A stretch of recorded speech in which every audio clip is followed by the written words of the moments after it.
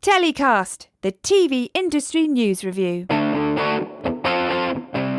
Hi, I'm Justin Crosby, and welcome to this week's TellyCast. Joining me on this week's show are Kaspar Pflüger, Managing Director of German broadcaster Sat1's, and Thomas Lückerath, Founder and Editor-in-Chief of German trade publication DWDL.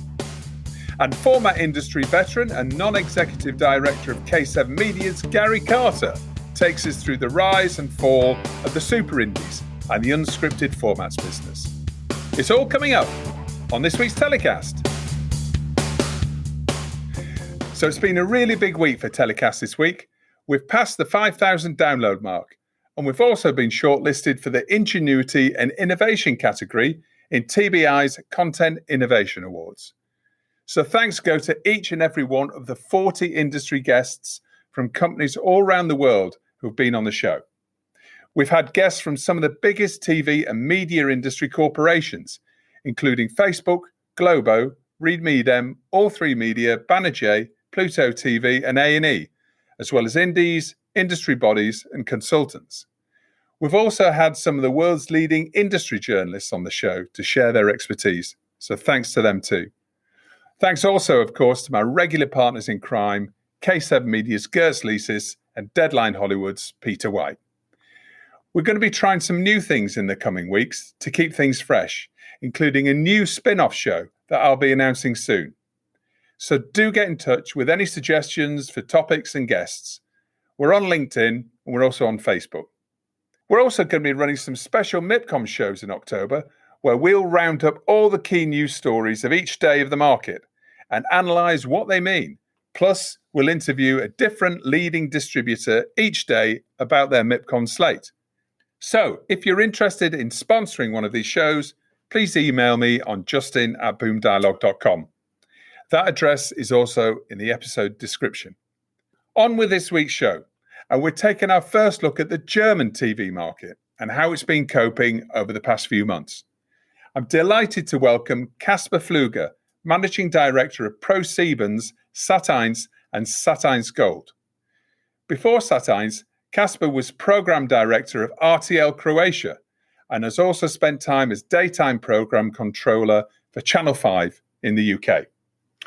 Sat1's features US series such as Navy CIS LA, Criminal Minds and Prodigal Son, plus German scripted and unscripted shows such as Bosch and Married at First Sight, in-house shows from its production and distribution network, Red Arrow Studios. International formats on Sat1's include The Voice of Germany, The Taste, Dancing on Ice, The Masked Singer, Germany's Next Top Model, and reality shows Big Brother and The Biggest Loser. And joining Kaspar is Thomas Lückerath, founder and editor-in-chief of DWDL. Before setting up the business, Thomas worked for German public broadcaster WDR, as well as NBC Europe, and studied political science in Duisburg. In the early years of DWDL, he also worked as an editor for German regional newspaper Rheinische Post in Dusseldorf. DWDL is the largest non-English trade publication for the European TV industry, focusing on the German-speaking markets, with a monthly reach of 900,000 unique users. Coverage includes daily news, interviews, reviews, analysis, and comment on industry topics. The site's got no paywall and it's open to everyone to access. The team is based in Cologne and Vienna. So, welcome to the show, Kaspar and Thomas. Thank you. Thank you for inviting us. Thomas, coming to you first. Now, I've been keen to take a look at the German TV market ever since I started TellyCast. It's obviously economically huge territory, very important on the world TV stage, but perhaps a little underrepresented, particularly on the international content industry news agenda. For those a little unfamiliar or, let's say, not expert with the German market, can you start by giving us a quick overview of the TV landscape in Germany? Well, the German TV landscape is in a way similar to the one in the UK. We have a very strong public broadcasting system. We have two operators, actually, ARD and ZDF, two public service broadcasters managing several channels. The difference maybe to the UK is that they alone have more than 25 channels operating nationwide, which brings them to a huge market share. On the commercial side, we have the two big players, the RTL Group and ProseibenSat1, who are in the commercial free-to-air market, also in the pay market, and of course, nowadays also in the video-on-demand market. But basically, these are the big two players with several channels from the commercial side. Everybody, of course, knows Sky. Sky is available in Germany. We have Sky Deutschland. Maybe it's good to know that Sky in Germany is not nearly as big and as important as in the UK. Well, the last numbers they published they were about 5 million subscribers, so not even half the numbers of the UK. And just last week, something changed a little bit in the German market space.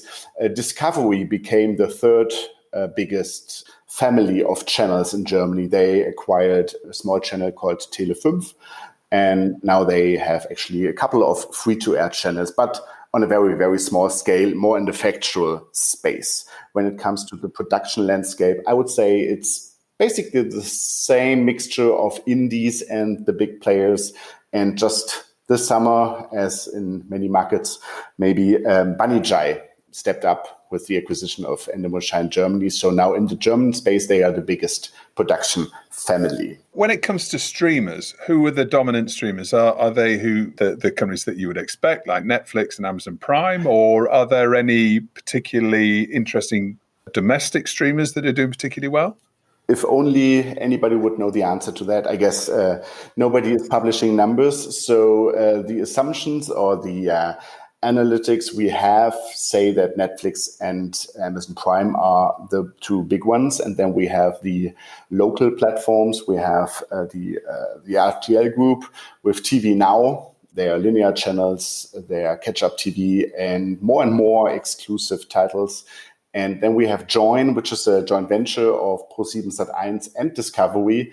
And they even go further. They don't only have their own channels. They want to be basically a provider of TV linear experiences mixed with on-demand services and also original shows. And then, of course, we have the VOD platforms from ARD and ZDF, which are quite popular. ZDF, one of the public broadcasters, was actually the first channel in Germany to offer a so-called Mediathek like 11 years ago, I think. And how about production companies? I mean, in the UK, for example, we have the ability to retain rights, international rights for domestic commissions as a terms of trade. Does the same sort of ruling apply in Germany? Interestingly, no. We have a different model. Well, it changed a little bit over the last, 5 years. But traditionally, a German production company would produce and sell all rights to the platform or the broadcaster. So this has been one of the reasons, actually, why I think not so many creative ideas came out of Germany to the international market, because production companies weren't able to actually afford a development team and afford all you need to create new ideas, because it was basically a business. Get a job, get it done, get paid, move on.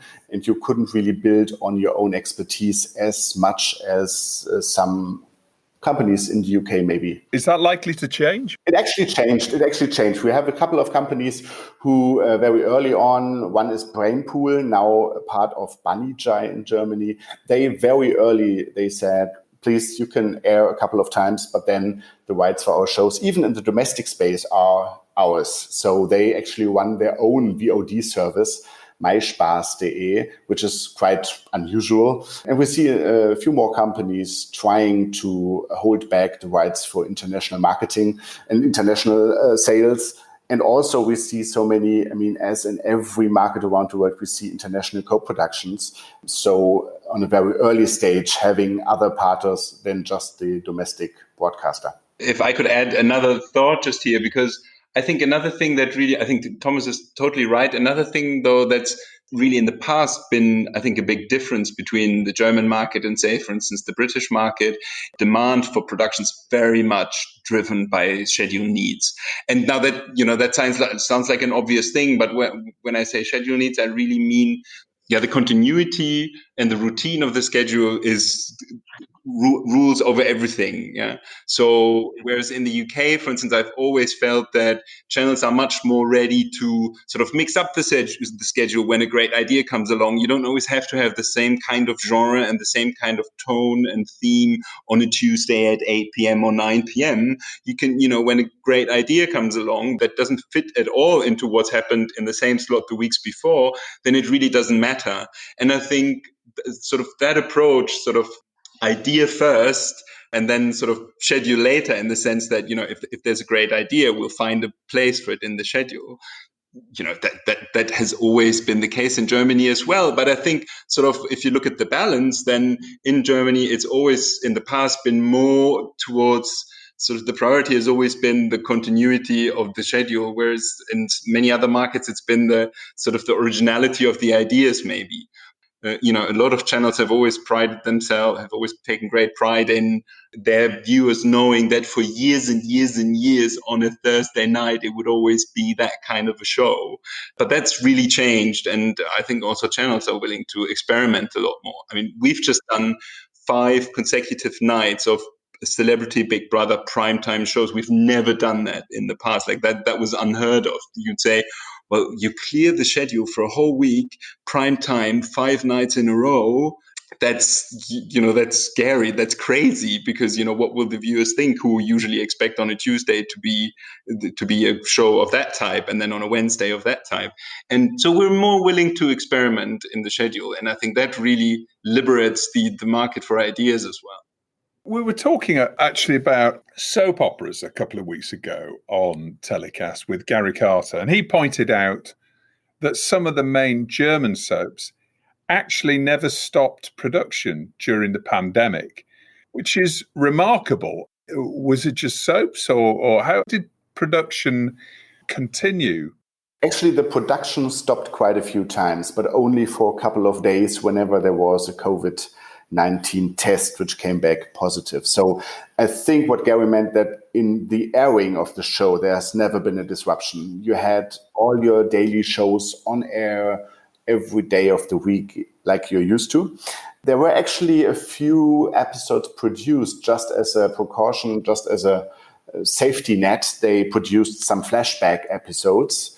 They didn't need them because they could produce better than they were expecting. Just over Easter, they had 10 to 14 days, depending on the production.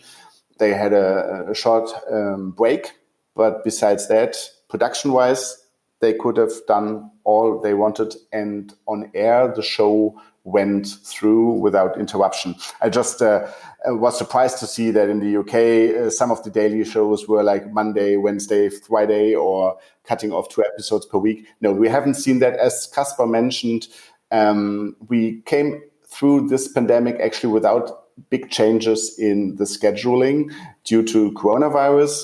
We've all, I think, looked over to Germany and seen the test and trace and the precautions that have been in action very, very early in this pandemic, and the control of the virus, which Germany seems to have been able to exercise, has been amazing. Obviously, that's helped with TV production as well. Thomas, also, how about your business? Now, most trade publications have been suffering as event income has been a key pillar in their businesses in recent years, right across every trade publication really around the world. And you don't have a subscription model either. So how has your business been weathering the storm? Better than I would have thought back in March, actually. Right. We have never had an event business, not an important event business, so this was no problem for us.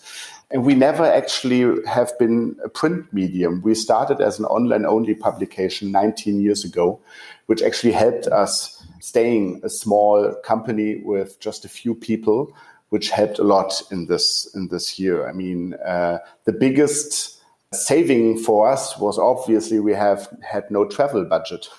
That went down to 0 immediately. And so we didn't go to MIP TV, to the LA screenings. Now the Emmys had all these costs went down. So we actually came through quite good. We are ad financed, and we saw still a big interest in using our reach to advertise, thankfully. And also we have the biggest job market for the TV industry. And of course, in March and April, it went down as well. But starting in May, I would say, and then June, we saw companies getting back to work. They thought they could produce safely enough, and the positivity in the market, I would say, came back by summer. So actually, we did quite well due to that. Glad to hear that. Kaspar, so you're managing director of Sat1. For those unfamiliar with the channel, can you give us a brief overview? Yeah, so Sat1 is the first and oldest commercial channel in Germany, and we're one of the really big general interest channels in Germany. So with a sort of female skew, with a focus on women 30 to 49, but really a big focus on family audiences. So you find a lot of the big shows on us. We're we're the broadcaster of The Voice. We've also got The Bake Off, for instance, is a show on our channel. So a lot of big shiny floor shows, big realities. I've mentioned Celebrity Big Brother, really broad entertainment channel. How do you tend to work with the international market when it comes to commissions and acquisitions? You mentioned a couple of formats. I mean, presumably big international formats are really key to your schedule. Yes, absolutely. No, formats are a big key of our success. And I mean, in Germany, we're fortunate in that most of the big international production companies had their own subsidiaries here. So basically, we talk to our German partners in Endemol Shine or in Banijay or in Fremantle or any of those big, or 3 Media, etc. But obviously, through the markets, we interact with our international partners directly as well. A lot of the business actually goes through the German subsidiaries of these international partners. We do have a very good internal department that does a continuous monitoring of international development. So we get all the overnights from most of the big territories every day. So that way, sort of, we find out very quickly if something's come up in any international market that has done particularly well. And then we can even get recordings ourselves very fast. That's a great advantage of being part of a big group such as ProseibenSat1, in that we have this infrastructure of international monitoring. And then we can be very fast in talking to our local partners. There are a few cases where really we buy sort of from the indie market, where the original production company doesn't have an outlet in Germany. I'm just thinking of, because we just had a successful episode of it on air last night, Rich House, Poor House, for instance, the hat-trick format. So that's a format that we bought sort of directly from Hat-Trick in the UK. These days, it's more common that we talk to the local subsidiaries, because most of them have one. And how about drama? I mean, is drama an important cornerstone of your schedule as well? It's always been an important part of the schedule, but it's sort of in recent years, we've done less of it. To be perfectly honest with you, I think we've realized that it's kind of, drama is particularly tricky at the moment, I find, with, on the one hand, sort of the streamers offering amazing production budgets, highly serialized concepts, big event dramas, and then us sort of still coming from a tradition of the best drama for the schedule is one that runs for weeks and weeks and weeks and weeks and is self-contained and can be repeated, sort of, the German version of a Vera, Inspector Mosley, those kinds of shows. And we've been doing those for a really long time, and we realized that that's no longer what audiences want. But then it's really hard on the high-end drama side to compete with the streamers on a sort of continuing basis, in the sense, we used to have 2 drama slots a week for 50 weeks of the year. We no longer have that. We now focus more on sort of highlights and big tentpole event series every now and then. We do those in co-production, for instance, with our streaming platform Join. There's been less drama in our schedule in recent years. That's more due to market forces than necessarily what the audience is demanding. No, I think it's also down to what the audience is demanding, because we realize it's still hard to sort of, really punch through with big serialized shows where you try to keep the audiences engaged over weeks and weeks. That's still something where sort of our schedule logic, our grid logic, is sort of a contradiction to what people want and expect, in the sense that, they want to binge and watch everything in one go. Yeah. And on the other hand, sort of the thing that we've been doing for a long time, the sort of, crime case of the week or hospital drama of the week, is no longer in such demand. It can come across as a little bit bland compared to some of the exciting stuff that people, are getting elsewhere. We're focused on big ideas, tent poles, event dramas, 6 to 8 episodes. We can do that. We do them either as a local co-production with our streaming platform. We can also do them as international co-production. We're not less keen on drama than we used to be. We're just finding it harder to find the sort of great ideas that justify the big investment and that hopefully come with the big audiences that we need. There's an opportunity for some drama producers to come to you with some great ideas. Absolutely. Remarkably, you're only the second broadcaster that we've had on the show after all these months, with Viasat coming on a few weeks back. How about viewing figures over the summer? I'm assuming you've seen a similar surge in viewing figures to many of the other networks and platforms. The numbers have really been amazing. We've had a great surge in viewership. Obviously, a lot of it driven by sort of news programs, news specials, etc. But we've really seen viewership pick up across the board.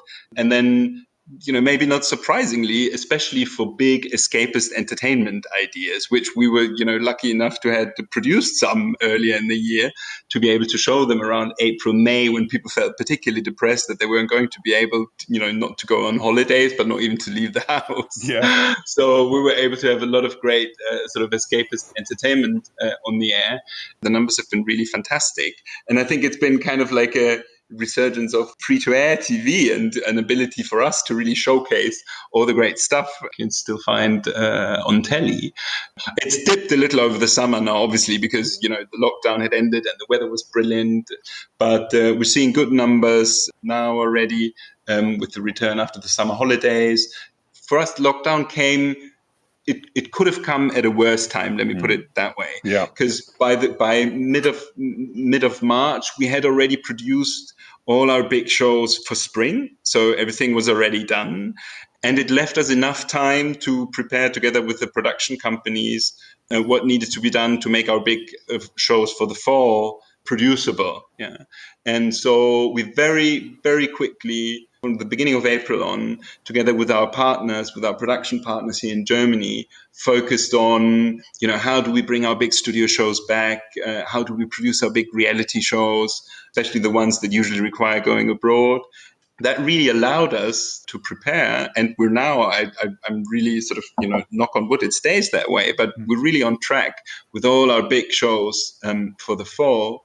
Because even if there's not another lockdown, we're very much expecting people, we're very much expecting to be the sort of viewing behavior to still be somewhat different than, say, for last year. Because, it's not that easy or maybe not even that comfortable to go out to restaurants, clubs, but whatever other alternatives people usually have for entertainment, especially at night, is still kind of complicated. And so we want to make sure that this fall also, and going into the winter, we've got big, great entertainment of all genres for our viewers. We're all getting back to work across Europe and around the world now. Kids going back to school, thank goodness. How do you see things playing out economically for the German industry, assuming that there's no major lockdown and no major disruptions? How do you see it economically playing out over the winter? Cautiously optimistic would be the word, because obviously, April and May on the advertising front have been very, very hard for us. But we've seen sort of a step-by-step recovery in recent months, and we're quite confident that things will kind of get back to closer to normal, let's put it that way, in the fall. Obviously, it'll be hard to make up for the drop in the spring, but definitely things are looking much brighter in the fall compared to how bad it was in April, May. That's why really very early on we've made a very conscious sort of business decision, regardless of the sort of production implications of COVID. We said we want to continue to invest. We're talking to advertisers on a daily basis that they need to invest in advertising. And so we wanted to lead by example and, show that it absolutely pays off to invest through the crisis. And maybe I can add something there, because I think it's interesting to see that Sat1, as Kaspar mentioned, ProseibenSat1, actually the company, took another approach than RTL in Cologne, because I talked to Jörg Graf, the managing director of RTL in Cologne, and they actually said in summer, we will continue to produce more as soon as the ad revenue comes back. So they were much more on the defensive side to say, we stay put, we will see what happens, and if the money comes back, we will go back into big productions. ProseibenSat1 on the other side said, well, if we expect our advertisers to continue to invest, we need to invest as well. That was interesting to see two competitors, which usually are not that far away from each other when it comes to policies like that, actually taking different approaches in Germany. That's interesting. I mean, how is the overall German economy, how has that been managing? Have you had a furlough scheme in the same way that lots of other territories have? We've had a big furlough scheme. Is that still in action right now? Yes, it's been extended. And I think that probably that has cushioned off. I don't know, is that an expression? Yeah. Yeah, that has sort of cushioned off a big part of the immediate impact in April and May, because it's helped a lot of companies, big and small, to sort of temporarily adjust to the crisis. And presumably that will have a big impact on, businesses coming out of furlough and then deciding whether or not they can retain employees. Yeah. And therefore consumer spending being impacted. I mean, is the furlough scheme is it running indefinitely, or is it, because in the UK it finishes in the end of October, and it's already sort of winding down now in terms of the percentage that the government is contributing. In Germany, is it open-ended? It's not totally, but it's been extended into next year. I'm not sure until when exactly next year, but it's been extended into next year. Wow. But really, I mean, what has been, and I'm sure the same is true in the UK and in many other markets, it's been particularly tough on the arts, if you like, in the broadest sense, because obviously the culture business has been hit hardest with theaters, big live events, everything closed down still. We do a lot in the comedy genre. We have a lot of shows and artists under contract. And for them and sort of their entire crews, it's been a big impact and continues to do so. And one where even the furlough doesn't really help, because at the moment there's just no perspective for when you can go back to the live touring business. Yep. Cinemas have started to open up. Tenet has just launched quite successfully. Was it last week, I think? I think so. I'm not totally sure. But for the culture business, beyond telly, it's been very tough. And there's still some very big restrictions at work. Thomas, Bundesliga has come back much earlier and really sort of set the model and really led the way for televised football coming back on our screens all over Europe. So thank you for that.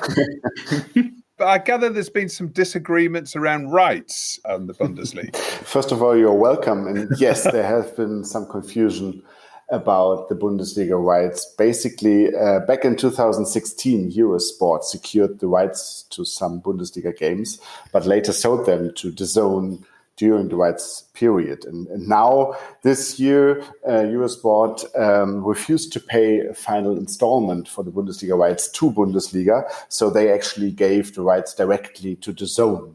So far, so good, everything's fine. Not really, because Amazon was also transporting Eurosport. They have these Amazon channels, and Eurosport was on it. And apparently Amazon has good lawyers, because Amazon wanted to have the promised Bundesliga matches. So instead of taking legal actions, they took another approach.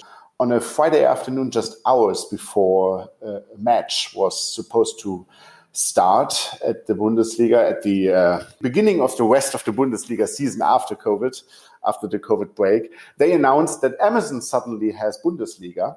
And the way they did it was basically, they said, well, Eurosport, let's produce a show out of your studio with your crew, but not under the Eurosport label, but directly for Amazon Prime. So that way Amazon got what they wanted and Eurosport got away without any legal actions from Amazon. And that was quite interesting because all of a sudden, just hours before a game, there was the announcement made that Amazon now has Bundesliga. And interestingly enough, they will continue to do that for this upcoming season because it's the last one of this rights period. And but for the further years ahead, they didn't participate in the bidding process for Bundesliga rights. So it's just a very short intermezzo for Amazon on the Bundesliga scale. They focus on the Champions League. They bought the Champions League rights from 2021 in Germany. So they have Champions League. But I guess there's somebody else who is quite happy about the decisions made this summer about Bundesliga from 2021 on, because Sat1's Kaspar's channel has bought the free-to-air package, so he will be the only free-to-air channel in Germany showing Bundesliga for free. So Bundesliga this season, which is just about to start, or just starting now, we have DAZN, we don't have Eurosport, we have Sat1's. Sat1 is just joining for the next period of rights, which starts 2021. This season, it's obviously Sky. Still, the most games are on Sky. Then DAZN has the package, which used to be on Eurosport. But due to the fact, the legal part, Amazon has all the games, DAZN has as well. Interesting. Definitely. I don't see myself getting a DAZN subscription because I can see the Bundesliga games on Amazon Prime as well. I hope it makes sense for DAZN. So far, we haven't heard any complaints. The fact that they can't have crowds in the stadiums as well further complicates these rights issues, right? Because, I mean, fans want to see every show from the comfort of their own home if they can't attend. Definitely. I mean, Bundesliga will be watched more than ever from home or maybe from pubs and bars if they get the crowd control in place. But yeah, definitely. We saw huge rating figures for the Bundesliga this summer when they returned, because obviously everybody was craving for live sports. And there it was. And it has viewing figures like never seen before. I was craving football so much that I resubscribed to BT Sport just to watch the Bundesliga games. And that was unusual in its own right, because I think that we were just getting used to these artificial crowd noises and the whole concept of football behind closed doors, which has almost become the norm now, sadly. Yeah, but sadly, I think it will still stay the same for the upcoming months, yeah. So now it's the time in the show where we get to discuss the stories of the week with our guests. Thomas, kick us off with your chosen industry news story. Yeah, let's talk about Ich bin ein Star, Holt Mich Hier Raus, the German version of I'm a Celebrity, Get Me Out of Here. RTL, the German channel, and ITV Studios Germany haven't decided yet where to produce this year's version. Will they go to Australia or will they follow the lead of ITV and go to the UK in January? That's a decision to be made within the next couple of weeks, we were told.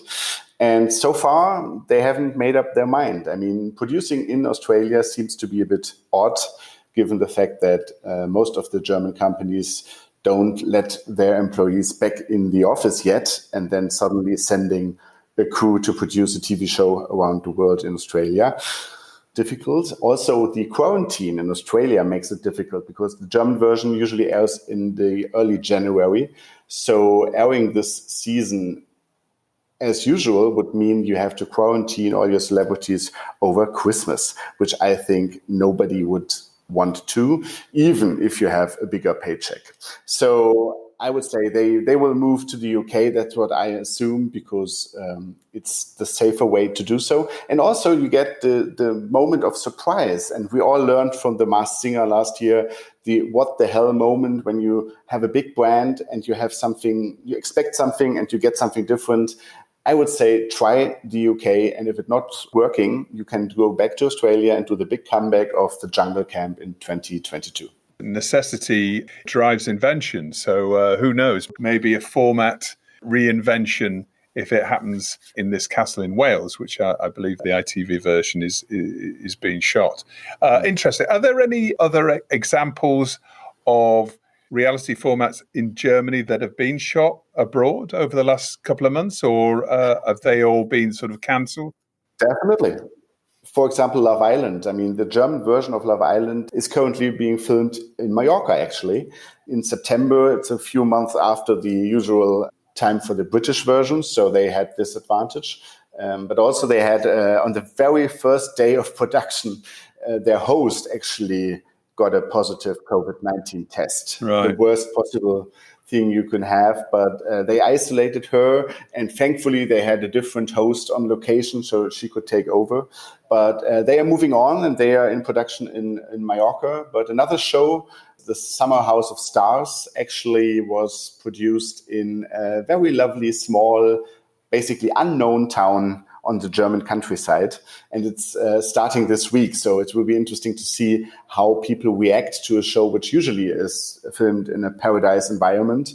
And now it's basically a farm somewhere in the middle of nowhere. So we'll have the ratings at the end of the week. But we spoiled people in recent years, of course, with amazing escapist locations. And yeah, we're going to Greece in a week to start the next shooting for the next season of Biggest Loser. And we're hoping to be able to go to Thailand in November, who knows, to shoot the second season of our blockbuster show that really had such a big impact in April when everyone was depressed at home, and we had fantastic pictures from Thai beaches, but we're not sure yet whether we'll be able to go. The logistics are not quite as complicated as for I'm a Celebrity, Get Me Out of Here, so we're still debating. Presumably, if there's a chance of getting out there, you'll do that, and I'm sure that you'll be rewarded with good viewing figures, because I think everybody still is going to, particularly when we're coming up to winter months, going to want a bit of that escapism, as they haven't been able to go to warmer climes. Kaspar, what's your story of the week? So my story of the week is a story about Sat1. It's a story that we published last week, the fact that a very renowned German comedian, Ralf Schmitz, great guy, fantastic comedian, is switching channels and joining us exclusively.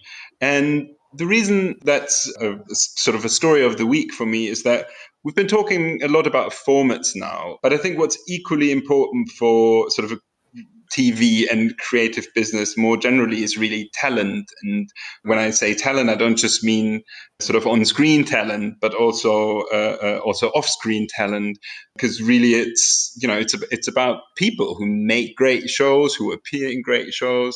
And so that's why this has been sort of an important step for us. And it just reminds me of the importance of talent sort of in combination with great formats. It's a business, but we also need to ensure that we create an environment and a context for people free and safe so that they can come up with the best possible ideas. Have we seen COVID-19 increase the price of talent? No, I don't think we have. But with these things, it's so hard to generalize. It hasn't gone down. I can say that much. I was just wondered in terms of scarcity and demand, and also in terms of if productions have been delayed, then presumably schedules of talent is being moved around as well. So presumably there will be a premium on certain talent. What's definitely changed is availability. A lot of great talent that we work with doesn't do TV exclusively. So a lot of them are musicians or comedians who usually are on tour for a large part of the year. And so for large parts of the years, their schedules are blocked and we can't shoot any TV shows with them. That's definitely changed. So availability has changed, and that is very nice. I can't say that the costs have gone down as a consequence. Sort of being able to do more with many of these amazing talents is definitely a very nice side effect. So now is the time of the show where every week we get to nominate our hero of the week and who or what they want to get in the bin. So, Kaspar, tell us about your hero of the week. One must never forget that what we do is a people business, and a lot of what we do is, sort of dealing with people and creating an environment where they feel safe and good. And my most important sounding board for questions and issues around people in the broader sense is my wife. And my wife doesn't work in television at all. She works in a very different area, but she's just a great sounding board for me for any such questions. She does have very high standards. It's sometimes very hard to live up to them, but she's always a great challenger, and that makes her my hero of the week. Right. Okay. And that's the first interfamilial hero of the week that we've had on TellyCast. So, Kaspar, your wife, what's your wife's name, Kaspar? Teresa. Okay. Teresa is your hero of the week. And who or what do you want to get in the bin? I had to think about this for a bit, but then I realized there's one thing that's been annoying me for many months now. And what's annoying me even more is that I've started to use it myself, and that's WhatsApp voice messages. I think with sort of communication, especially now in a home office context, is getting trickier and trickier. You get more misunderstandings because emails and WhatsApps, and they're all great for quick sort of for quick exchanges, but often they're also just, sort of a lazy excuse for avoiding the direct sort of dialogue and interaction. And I think WhatsApp voice messages, with every WhatsApp voice message that I receive, I just always think you could have just picked up the receiver. You could have just literally picked up the phone and given me a ring, and we could have talked about it rather than sort of talking in parallel.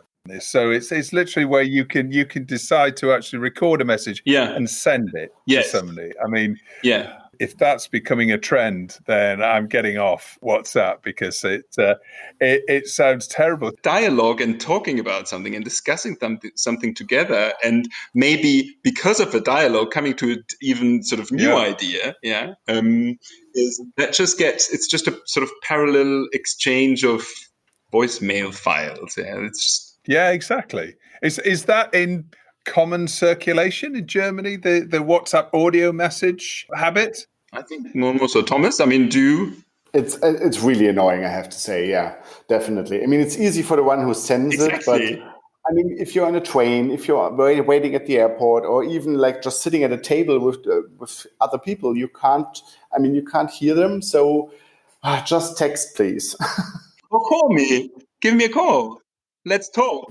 That's borderline rude, I have to say. That's borderline rude. I really hope that, I mean, maybe I haven't come across that yet, but maybe maybe it's just me. Maybe everybody else is doing it apart from me. But if that's the case, then long may that remain the case. Thomas, who or what is your hero of the week? Well, my hero of the week is the longest running German crime show, Tatort. And for one reason, on Sunday, actually, the German national team played against Switzerland in the Nations League. It was unheard of that a program would beat the German national team, because if there's football on free-to-air television, it usually wins, especially if it's the national team. But Tatort returned this Sunday. Strangely enough, they run reruns all summer. Just on this Sunday against the national team, they showed the first new Tatort episode of the season. And it got bigger ratings than the football. And the worst thing of it was Austrian. It was an Austrian story, because Tatort is produced from various regional partners. And so an Austrian Tatort, performed better than the German national team. Yogi must not have liked that. Yeah. Okay, all right. And who or what are you chucking in the bin, Thomas? Something which annoyed me for so many years, actually, is the fact that Netflix is labeling anything they actually buy as a Netflix original. And I think it's unfair to the creative minds behind so many programs who originated at national channels or were bought and just relabeled, and the second window programming, which just talked to ZDF head of program, Norbert Himmler, and he said that the ZDF is selling a lot of documentaries to Netflix, but then Netflix labeled it as a Netflix original. And he said that this needs to end. And I myself think it's unfair for the talent behind these shows and the credit you just give Netflix and not the original companies. I have to say Amazon is doing it a little better. They actually have Amazon Originals and Amazon Exclusive. I would say most of the people don't know the difference, but at least they are trying. What constitutes a Netflix original has been something of confusion for me over the last few years, I have to say. And I think you might find that the producers, when they're offered a Netflix deal, will pretty much say you can call it whatever you want, if that's the budget. That's true. But I think about all the second window program. I mean, if Netflix just buying a show which was on air in Germany, we had, for example, a very successful German drama shows 2 years ago, Bad Banks, about the financial world. It was a hugely successful German TV program, originally for German television. And Netflix just picked up, I think 6 or 8 weeks later, the second window of this program and labeled it a Netflix original. And this is something where I would say it's damaging the reputation of German producers and channels if they don't get the credit for being the original company and broadcaster of a program. Well, that's a very fair point. That'd be interesting to hear from Netflix. What constitutes a Netflix original and what doesn't? Interesting. Thomas, Kaspar, thank you so much for your time this week. Really enjoyed talking with you guys about Germany, about Sat1, and about DWDL and how things have been going over there. Hope to have you on the show at some point again in the future. Obviously, we only scratched the surface when it comes to looking at the German market, but it's been really interesting to have you on the show. So thank you so much for your time. Thank you. Thanks for having us. Thank you. So it's that time in the show where we usually catch up with Gert Sleesis, but sadly he can't be with us this week. But I am delighted to welcome back another member of the K7 Media team. Welcome back, Gary Carter. Hello, Justin. Thanks for having me again. Well, thank you for coming back just a couple of weeks after your first appearance, which is when we were talking about soaps and how many of the European soaps actually started life as scripted formats. And we talked about giving birth, in a way, to the format industry and the rise of the super indie. So this week I wanted to look at non-scripted and the super indies. Now, you've been active in non-scripted formats since the 80s. I'm afraid that's true, Justin. Yes. Well, there's an amazing font of knowledge that I'm wanting to tap into, if you can tap into a font. Can you sketch out your involvement in the unscripted format business and share with us how that trade has developed since then, since the 80s? Sure. I suppose I should just put in a caveat in that I'm not obviously an historian, right? But I was around. And so my recounting of the narrative is probably partial, but I think that the insights hold. I started working in the industry in 1986 when I became an assistant, or the assistant, his only assistant, to a man called Roger Hancock. And Roger was the brother of Tony Hancock, the very, very famous British comedian. And Roger had become an agent because he managed his brother's career as Tony moved from the last days of music hall into radio and into television. Many of the group of artists, performers, writers, and producers who were around Tony at that time did the same thing. So this was a small family agency with a very, very powerful base. It was a client base. It was also the 80s when individuals in British television particularly were starting to form their own limited companies as tax vehicles for their own services. And simultaneously, it was a time at which commercial television broadcasting was really starting to open up in the UK and across Britain. So the foundations, I suppose, in Britain of what became ITV, but the beginnings of what became RTL across Europe, the Scandinavian broadcasters 3 and 5, and so on. And this liberalization of the market, or the opening up of the market beyond public broadcasters, meant that many producer directors who had been dependent on work from public broadcasters were now starting to seek work from commercial actors. And those commercial broadcasters didn't have a shortage of production capability. I mean, they could get access to production capability. But what I think happened was producers, directors started to realize that they needed ideas to get into the door, to be commissioned, and that ideas were the scarcity, not production capacity. What happened was Roger had a client called Jeremy Fox. Jeremy Fox had a personal vehicle called Action Time. Roger spent part of the year in America, and he started to acquire the rights for the UK to American game shows, Catchphrase amongst them, for example, and import them into the UK. Originally, I think, for Jeremy to produce, but later to sell on, as it were. And that was the first time that had been done, essentially. I think it's the first time that a UK producing entity had started to import non-scripted formats into America at anything like a regular pattern, and also then started to realize that it could push them to Europe. And if it could do that, it should be able to pull them from Europe into the UK. So after Jeremy Fox, who then went on to found the Digital Right Group, now part of the Nent Group, after Jeremy sold to Carlton, Stephen Leahy, a doyen of British game shows, came in. Trish Kinane, now the executive producer of Got Talent in America and American Idol. And they formed what you might call an association, almost like a trade association of burgeoning independent producers across Europe, one in each territory. And there was a reciprocal relationship between all these parties, and they traded in each other's ideas. The members of that so-called action group became very, very significant and have continued careers in British and European television. So Kerry Lewis Brown, in fact, the founder of said K7, that Gertz and I have the pleasure of working with, Kerry was, in fact, the head of sales at Action Time. But the companies in that group included companies represented by Michel Rodrigue, who went on to found Distraction, and now the Format people, the three founders of Jess Music, now Jess Music Endemol, part of the Banijay Group, Annie Vigelius, the late Annie Vigelius, who went on to become director of programs at the Swedish public broadcaster, but who built one of the first Scandinavian independent groups across the Nordics, which was later sold. These people were in search of ideas, and the trade was very, very simple. You can have first look on what I have.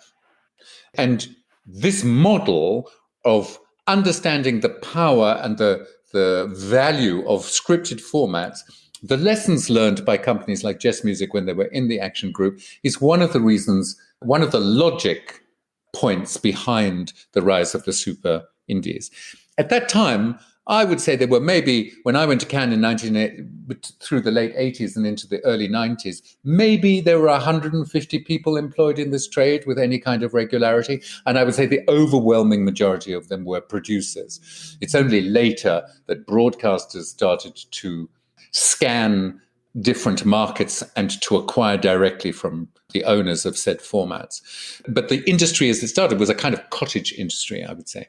And so these individuals now that were part of this alliance, if you like, in Action Group, they really went on to become the formation in as individuals as some of the global super indies that we see today. Yes, what I would say is that the understanding of the power of the trading in non-scripted formats became a strategic weapon in the consolidation of those super indies. So if we look, for example, at Endemol, latterly Endemol Shine and now Banijay, if we look at Endemol, it's a good example. I was here, I was around them, I was doing business with them. These were two production companies, the largest two production companies, and probably the first two or three production companies to emerge in Holland after the arrival of RTL and SBS. John de Mol and Joop van den Ende very quickly realized that there was a limit on their growth in such a small country, and realized that they would have to spread to other countries. And they realized, because they had learnt the lessons, for example, Joop van den Ende was indeed a member of the Action Group, had learnt the value of having an arsenal of rights at your disposal that generated production. And so when they moved into Germany and then into Belgium and then into Sweden and then across the world, what they were looking for was themselves, in a sense. They were looking for entrepreneurial, creative producers who could generate intellectual property, because at the heart of the expansion of Endemol in the late 90s and in the early 2000s when I worked there was the idea that if you generated intellectual property, if you were as entrepreneurial and as creative as the founders of Endemol, you would understand what was at stake. So the rights trading was the core business model, I would say, of almost all of these companies, and some of the later arrivals like BBC Worldwide, which only really went into production several years later.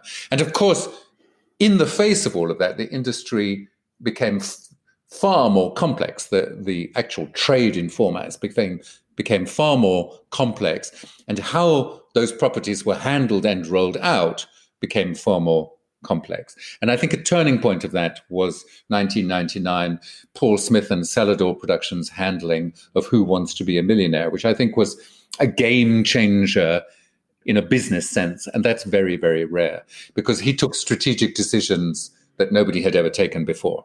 And it's that IP, isn't it? We're going back to the power of that IP in terms of, I remember Who Wants to Be a Millionaire at one point was, number one show around the world, as obviously you do as well. But also, I think it was also the number one video game for a number of years.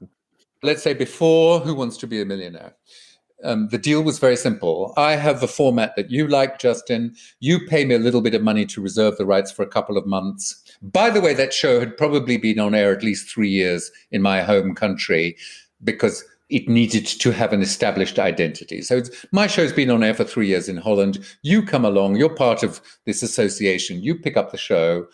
The deal is very, very simple. There's almost no paperwork. You pay me amount of money per show. It rises by X% in subsequent series. And by the way, I don't want to control your output at all. I just want a credit. I want the money. And I don't want to control the look and feel. I don't particularly care if you change the structure, as long as you accept that I own all the changes you make. And you can have the print, publication, and merchandising rights as well. Then Paul Smith, with Millionaire, realizes he has something particular on his hands very quickly, partly because of its initial success in the UK, and partly because at that time, companies had started to scan the activities of other markets. So John de Mol and I had been tracking Millionaire for some time. The shows were couriered to Holland overnight. We watched them in the morning, and I was on a plane back to Britain to meet with Paul Smith the next day. What Paul did was to enforce what we would now call a brand image. The same logo, the same music, the same lighting style, the same kind of choreography and look and feel in all of the productions. There were very few deviations from this. But secondly, he also retained all the merchandising rights to himself. So licensees were paid a percentage of that income, but the rights were controlled by Celador. So on the one hand, then this was his genius. He understood that he needed to build a global brand, that wherever you went around the world, you should be able to turn on the television and recognize that this was Millionaire. And secondly, you could leverage that brand value into big global deals for video games and other forms of ancillary publication. And we at Endemol learnt the lesson very well from Paul, because he was a close partner to Endemol, who had the show in 14 countries. And we used much of that thinking when we came to license Big Brother. And I think that those two shows, but particularly Paul Smith's handling of Who Wants to Be a Millionaire, really set the ground for the maturity of the format industry. And talking about Banijay, Endemol Shine, and the super indies, obviously the recent acquisition, and looking at those remaining super indies in these most disruptive of times, what do you think the outlook is for the super indies? I'm not optimistic. When I worked with Tony Cohen, the CEO at Fremantle, he used to call me the shroud waver of the format industry. And I suppose in some ways I am. Look, the industry has been in decline for a very long time. It would be naive to maintain that is not the case. And I think that that decline has escalated. The decline in gross profit, the consolidation of the industry, the scarcity of new globally successful formats on the scale of anything before the launch of The Voice in around 2007, and above all, the challenges to the centrality of television as a form of audiovisual media, has been exacerbated by the arrival of the online players like Netflix. I mean, this was the moment that the internet was waiting for. And now, of course, the COVID has also thrown a question mark over many of the non-scripted format principles, studio audiences, large groups of people, lots of open mouths, cheering, all of those kinds of things. I also think that we've backed ourselves into a corner in some ways in trade. The formation of these big consolidated companies, first of all, created a kind of walled garden. And by that, I mean acquiring formats. If you are a local production company that is part of a conglomerate of a super indie, became increasingly difficult, because why would anybody sell to you? Because you're selling to the dominant opposition, potentially. Secondly, these production companies, by and large, their distribution arms stopped selling formats to other players who were outside of the group. And so these kind of walled gardens emerged. And I think it's one of the reasons why we see relatively few acquired formats being launched in the last 5 or 6 years by a company like Fremantle Media, or Fremantle as it is now. But I think that the real question in the face of an organization like Banijay, Endemol, after all, it's Banijay, Zodiac, Endemol, Shine, right? And the real question is, what do you do with it? It seems to me that it represents a kind of top of the mountain of consolidation. And I assume that either they have a plan or they have no plan and are trying to work out what to do with it. I'm talking about Marco Bassetti, who, by the way, was also active in the format trade at the period that I've talked about. And of course, Stéphane Kobi, who founded Banijay, was the CEO of CAS ASP, which became Endemol France. Peter Langenberg, who's the COO, worked with me at Endemol when I was there in the early years of the 2000s. But I suspect that there is only one way out. I cannot imagine who you would think would buy Banijay. I cannot imagine that you think you're going to keep running Banijay until you retire. I suspect you might think that you're going to launch it on the stock market. But if you look at the performances of organizations like Nent on Swedish AIM, I'm not convinced that it's a strategy that delivers the returns that you might imagine, having gone to the trouble to put the thing together. It's certainly true that the largest pile of rights, of format rights to enormously historically significant and still very vibrant shows is now under the control of Banijay. And I think that's a historic turning point. I could list them all for you. But, in that catalogue, fully owned, Survivor, you've got MasterChef, you've got Big Brother, you could go on and on.